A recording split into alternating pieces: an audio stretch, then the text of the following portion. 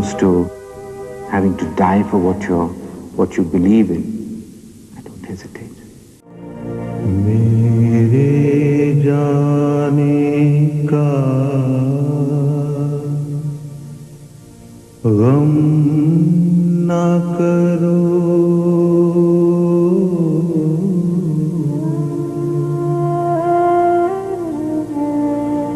मैं तुमसे दूर न जाऊंगा।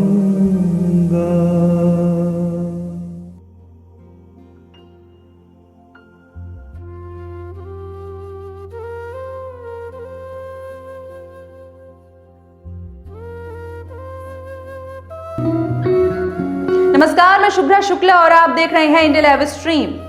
अमेरिका के राष्ट्रपति जॉन एफ कैनेडी ने अपनी हत्या के कुछ समय पहले यह कहा था कि यदि कोई अमेरिका के राष्ट्रपति को मारना चाहता है तो इसमें कोई बड़ी बात नहीं होगी, बशर्ते कि हत्यारा यह तय कर ले कि मुझे मारने के बदले में वो अपना जीवन देने के लिए तैयार है, और यदि कोई ऐसा करता है तो मुझे दुनिया की कोई ताकत बचा नहीं सकती। 21 मई 1991 10:21 पर तमिलनाडु के श्री पेरम्बदूर में ऐसा ही हुआ।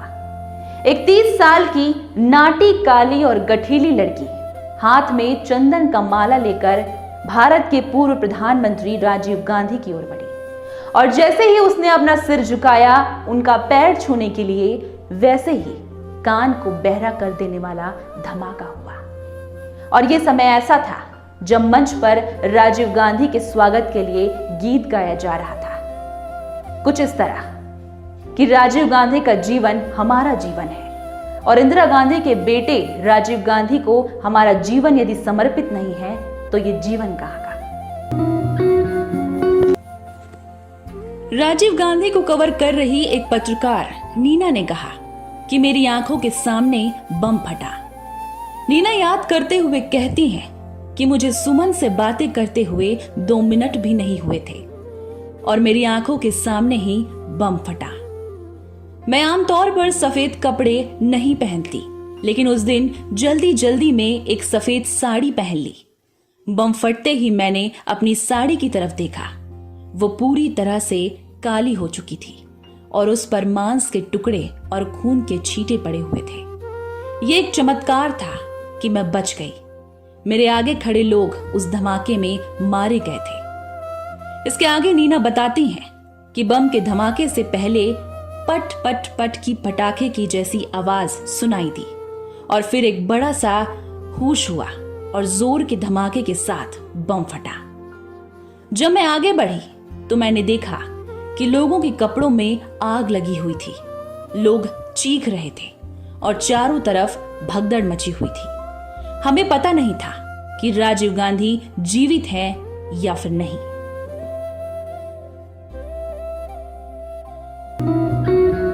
जब तमिलनाडु में यह भयंकर हादसा हुआ, उस समय तमिलनाडु कांग्रेस के तीनों चोटी के नेता जी.के. मूपनार, जयंती नटराजन और राममूर्ति मौजूद थे। जब थोड़ा धुआं छटा तो राजीव गांधी की तलाश हुई। एक जगह पर उनके शरीर का आधा हिस्सा और उनका मुंह पड़ा हुआ था, और दूसरी तरफ उनका सिर फट चुका था, जिसमें से उनका भेजा निकलकर उनके सुरक्षा अधिकारी पी.के. गुप्ता के पैरों पर, जो कि खुद अपनी अंतिम सांस ले रहे थे, उनके पैरों के पास पड़ा हुआ था। घटनास्थल से थोड़ी ही दूर पर जयंती नटराजन अवाक खड़ी थी। बाद में उन्होंने भी एक इंटरव्यू में बताया कि सारे पुलिस वाले मौके से भाग खड़े हुए। मैं शवों को देख रही थी, इस उम्मीद के साथ कि मुझे राजीव ना दिखाई दें। पहले मेरी नजर प्रदीप गुप्ता पर पड़ी। उनके घुटनों के पास जमीन की तरफ मुंह किए हुए एक सिर पड़ा हुआ था, और मेरे मुंह से निकला, oh my god, this looks like Rajiv. वहीं खड़ी नीना गोपाल आगे बढ़ती चली गई, जहां कुछ मिनटों पहले राजीव खड़े हुए थे। नीना बताती हैं कि मैं जितना भी आगे जा सकती थी मैं गई। तभी मुझे राजीव गांधी का शरीर दिखाई दिया। मैंने उनका जूता देखा और हाथ देखा, जिस पर गुच्ची की घड़ी बंधी हुई थी। थोड़ी देर पहले मैं कार के पिछली सीट पर बैठकर उनका इंटरव्यू कर रही थी। राजीव आगे की सीट पर बैठे हुए थे और उनकी कलाई में बंधी घड़ी बार बार मेरी आंखों के सामने आ रही थी। इतने में राजीव गांधी का ड्राइवर मुझसे आकर बोला कि कार में बैठिए और तुरंत यहां से भागिए। मैंने जब कहा कि मैं यहीं रुकूंगी तो उसने कहा कि यहाँ पर बहुत बड़ी गड़बड़ होने वाली है। हम निकले और उस एम्बुलेंस के पीछे पीछे अस्पताल गए जहां राजीव के शव को ले जाया जा रहा था।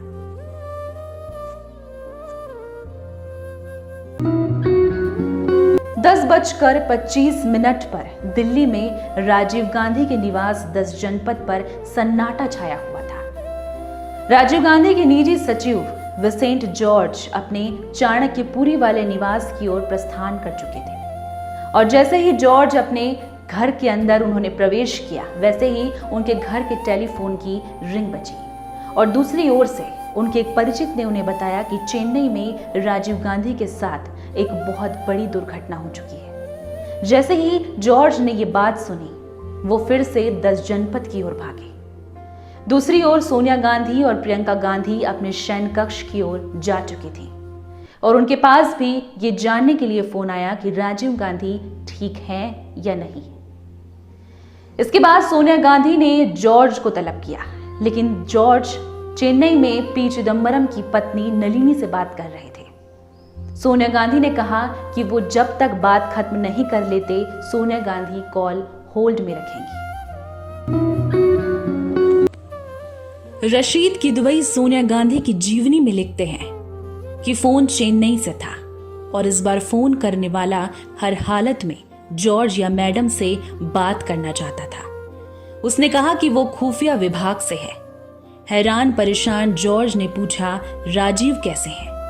दूसरी तरफ से 5 सेकंड तक शांति रही, लेकिन जॉर्ज को लगा कि ये समय कभी खत्म ही नहीं होगा।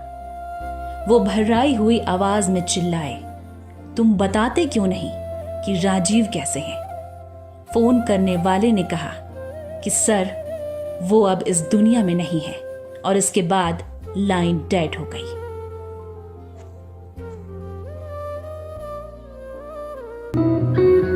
दस 10:25 पर दिल्ली में राजीव गांधी के निवास 10 जनपद पर सन्नाटा छाया हुआ था।